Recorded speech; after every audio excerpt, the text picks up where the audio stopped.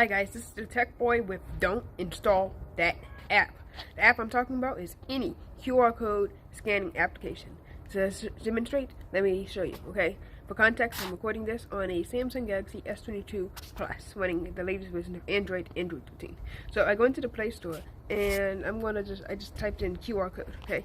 The number one QR code app that has, I guess, the most ads, or paid the most, whatever, is QR and barcode scanner. And look, it contains ads, and it's the best, because it doesn't collect any of your data.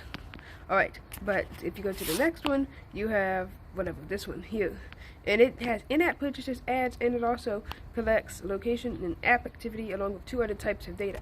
That's not essential for a QR code scanning application. You may say, really? But let me prove it to you. Alright, so let me move my camera over here. In recent Samsung flagships, you can, or any Samsung phone, there's a, sorry you can't see me, this is for the camera.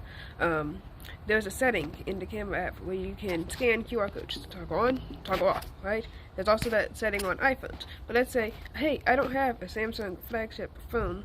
I don't have a Samsung flagship phone. I have, let's say, an LG budget phone or something like that, a Motorola, maybe earlier version of a Samsung phone that doesn't have this. Well, you have this mode called Google Lens. You click this, you agree to the permissions, which of course I already have, and of course I'm gone again because the camera's gone. And all you have to do is scan here, and if I had a QR code, it would scan right here. So this is why you should not install QR code scanning applications ever on your device. Now, so I would not recommend installing a QR code scanner. If you have one, delete it and use Google Lens or your Cam app. That's all for now, and Tech talk to you later.